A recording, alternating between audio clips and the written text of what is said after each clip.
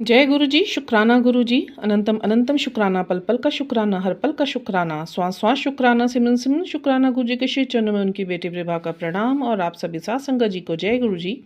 ओम नमः शिवाय, शिव जी सदा सहाय। ओम नमः शिवाय, गुरु जी सदा सहाय। गुरु जी के श्री चरणों में आप सबके लिए यही अरदास, आप हंसते रहिए, वसते रहिए, खुश रहिए, निहाल रहिए, तंदुरुस्त रहिए, चढ़ती कला विच रहिए।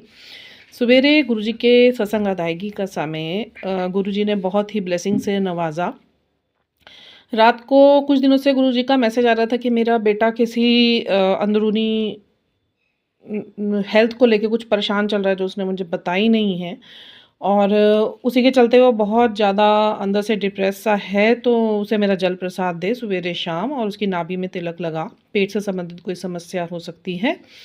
तो मैंने रात को अपने बेटे से पूछा तुझे कोई दिक्कत हो रही है? तो थोड़े टाइम पहले एक्चुअली उसको रात को बहुत ज़्यादा मंचिंग करते हैं बैठ के ये लोग, 10-11 बजे के करीब चिप्स खा लिया या कुछ भी टेबल्स ऐसा खा लिया, तो उसके चलते ही मे बी शायद कुछ इसको कफिंग का प्रॉब्लम हो रहा था और कुछ ज़्यादा इसका चेस्ट में कुछ प्रॉब्लम हो रहा था। तो फिर मैंने इसको बैठ के समझाया। जब गुरुजी का ये मैसेज आया मुझे, तो रात को मैं गुरुजी की सेवा करके सो रही थी। उनके स्वरूप में उनके मैं चरण दबा रही थी और उनके हाथ दबा रही थी। तो मेरा बेटा भी आया, मैं बोला मम्मा मैं भी दबा दूँ, मैं भी सेवा कर लूँ? मैंने कहा हाँ बेटा कर लो। कि कैसे करनी है? फिर मैंने उसे बताया। मैंने कहा ये होते हैं पार्ट्स, इनको दबाना होता है। चरण दबाओ, हाथ दबाओ, टमी भी दबानी होती है। गुरुजी बोलते हैं मेरी टमी दबाओ, जो या चेस्ट में प्रॉब्लम है तो चेस्ट दबाओ। तो मैं कहा तुझे जैसे इच्छा कर रही तू वैसे कर ले। उसने करी। सवेरे उठा तो मैंने पूछा कैसा था, how was your last night? तो उसने बोला कि मम्मा मैं तो बिल्कुल ठीक था और मुझको ना सांस की भी दिक्कत नहीं हुई। तो बहुत बहुत शुक्राना मेरे गुरु महाराज जी का। और गुरु महाराज जी ने मेरे को कैसे अपने आप ही प्रोटेक्ट करा। एक्चुअली मेरे हाथ, मेरा एक बहुत बड़ा एक्सीडेंट होना था। गुरु महाराज जी का थोड़े दिन पहले मैसेज आया था तो कि तेरा एक बहुत बड़ा एक्सीडेंट हो सकता है जिसमें शायद तुझे हॉस्पिटलाइज भी करना पड़ जाए। बट वो तो नहीं हुआ था। तो गुरु महाराज जी ने, मैं किचन में काम कर रही थी तो मेरे हाथ में कुकर लग गया गर्म, तो वहाँ पे राश सा पड़ गया था। बट वो जिस दिन से पड़ा हुआ था उसी दिन से हाथ में ना थोड़ा जलन वो जगह मार रही थी। मैं अवॉइड कर रही थी, पर हमारे गुरु साहब, तो गुरु साहब हमारे परम पिता परमात्मा, तो उन्होंने क्या करा, आज सुबेरे मैं जोत जगा रही थी। जोत मेडिटेशन में बैठी हुई थी मैं, अमृत वेला की सेवा गुरुजी मुझसे ले रहे थे। तो जब जैसे ही आरती हुई और उसके बाद मेरे को थोड़ा सा सिर दर्द भी हो रहा था, तो मैंने हल्का सा तेल लिया और अपने माथे पे लगा लिया। तो थोड़ी देर बाद मुझे आराम आ गया, और हल्का से ही लिया था मैंने। और मुझे नहीं पता गुरु महाराज जी ने कब मेरे उस हिस्से में भी तेल लगा दिया। जब मेरी आंखें खुली मेडिटेशंस के बाद, मैंने देखा मेरे हाथ में वो जली हुई जगह पे भी तेल लगा हुआ था अपने आप। मैंने कोई इतना तेल नहीं उठाया था कि वो फैल जाता। तो हमारे परमपिता परमात्मा अपने बच्चों को गोद में रखकर अगर उन्हें कुछ भी दिक्कत होती है तो वो दिक्कत भी अपने आप ही दूर करते हैं। हम तो लापरवाही कर जाते हैं, पर गुरु महाराज जी बिल्कुल कोई लापरवाही नहीं करते। फिर मन में कुछ दुविधाएं चलती ही रहती हैं। मतलब देखो, गुरबाणियाँ, गुरु ग्रंथ साहिब जी और गुरुद्वारे इतने बने हुए, मंदिर बने हुए हैं, हमें ही ईश्वर ने बनाया है। बट कहीं न कहीं इतना विश्वास जमने के बावजूद भी शायद हम लोग के अंदर पेशेंस नहीं है। फिर भी कहीं न कहीं कशमकश विचारों की चलती ही रहती है। मैं आज गुरुद्वारे जाती हूँ, गुरु महाराज जी मेरे को रोज़ गुरुद्वारे बुलाते हैं। वहाँ बैठी हुई थी तो वहाँ एक जो पाठ करने वाले कीर्तन सत्संगिया थे, तो वो बैठे हुए थे। वो जीवन के विषय में कुछ बातें बता रहे थे अचानक से। और ये आज की बात नहीं है, ये हमेशा जब भी मैंने उनका व्याख्या सुनी है, कीर्तनों की व्याख्या सुनी है जीवन से संबंधित, तो वो कुछ ना कुछ ऐसा ही पहलू होता था कि उस वक्त वो मेरे जीवन में शायद कुछ ना कुछ समस्या मुझे महसूस हो रही होती थी। आज विचारों को लेकर थी। मैं गुरु महाराज जी से बहुत प्रेम करती हूँ और बहुत विश्वास करती हूँ। विश्वास जमने में बहुत टाइम लगा मुझको, बट आज जो गुरु महाराज जी ने किया वो तो इतना बड़ा चमत्कार था।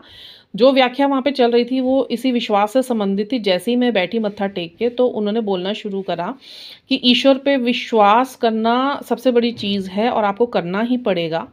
क्योंकि आपके साथ हँसने बोलने वाले, खेलने वाले, आपका मज़ा लेने वाले, आपको यूज़ करने वाले लोग तो आपके आस-पास हज़ारों मिल जाएँगे, बट वही रिश्ता सच्चा होता है जो मन से स्वीकार किया जाता है। और हमारे परमपिता परमात्मा से बड़ा रिश्ता कोई हो नहीं सकता है, जिसे हमें मन से स्वीकार करना बहुत ज़रूरी है।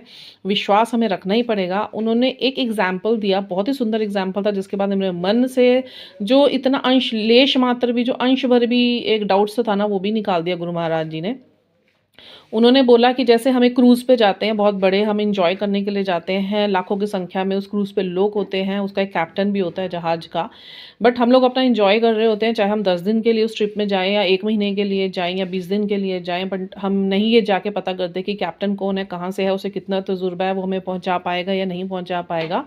बट डेफ़िनेटली हम लोग यही विश्वास रख के उस क्रूज़ पे रहते हैं कि हम लोगों ने अपने डेस्टिनेशन पे पहुँच जाना है। यही एक और एग्ज़ाम्पल देते हुए हम ट्रेन में बैठते हैं, हज़ारों की संख्या में यात्री उसमें जाते हैं, जो ट्रेन का वो होता है चलाने वाला ड्राइवर होता है, तो वो ड्राइवर को भी हम नहीं जानते, ना हमें पता वो कहाँ से आया, कितना तजुर्बा उसको है, हमें ले जा पाएगा, नहीं ले जा पाएगा, कहीं हमारा एक्सीडेंट तो नहीं करवा देगा, कहीं ट्रेन तो नहीं पलटा देगा, ये सोच के हम कभी भी ट्रेन में यात्रा नहीं करते या किसी भी व्हीकल में हम यात्रा नहीं करते। तो वो भी हम एक विश्वास के साथ ही बैठते हैं, हम कोई भी यात्रा करते हैं तो हम विश्वास के साथ बैठते हैं। तो यही विश्वास हमें ईश्वर पे रखना है कि जब भी होगा ईश्वर ने हमारे को हमारी सेम जगह पे पहुँचा ही देना है। और जो जब सही समय आएगा, जब उन्हें लगेगा कि हाँ भी अब इसके लिए ये समय सही है और मुझे अब इसके साथ यह लीलाएँ रचनी है कि इसके जीवन में मुझे अबंडेंस भेजनी है, प्रॉस्पेरिटी भेजनी है या स्टेबिलिटी भेजनी है या मेंटल क्लैरिटी भेजनी है, कुछ भी करना है या इसकी लाइफ को मैंने फाइनेंशियली स्टेबल करना है, हेल्थ वाइज स्टेबल करना है, तो डेफिनेटली वो उन्होंने करना ही करना है। शर्त एक है कि गुरु महाराज जी से आप जुड़ेंगे, आप उनके आदेशों पे चलेंगे, सिमरन भक्ति करेंगे, नाम जाप करेंगे, नाम की कमाई करेंगे, तो प्रभु भी आपके साथ लीला करेंगे। और विश्वास इतनी बड़ी चीज़ है कि ईश्वर का दूसरा नाम मैंने विश्वास ही पाया है। जब तक आपका विश्वास पक्का नहीं होगा, जब तक आपका सब्र पक्का नहीं होगा, ईश्वर भी तब तक आपको रोके रखेंगे, गिरने तो नहीं देंगे, संभाले भी रखेंगे, बट देंगे भी नहीं, देंगे तब जब आपके अंदर सब्र और उनके प्रति विश्वास पक्का हो जाएगा। तो इसी के साथ ये बहुत बहुत शुक्राना मेरे गुरु महाराज जी के। आज मेरा सबसे सबसे सबसे बड़ा जो कश्मकश है, कभी ना कभी ऐसे अंदर घुलनी चली शुरू हो जाती थी कि अपने आप से मुझे परेशानी होनी शुरू हो जाती थी कि मैं इतना विश्वास करती हूँ, मैं क्यों सोचती हूँ इन चीज़ों को, ये होना ही होना है।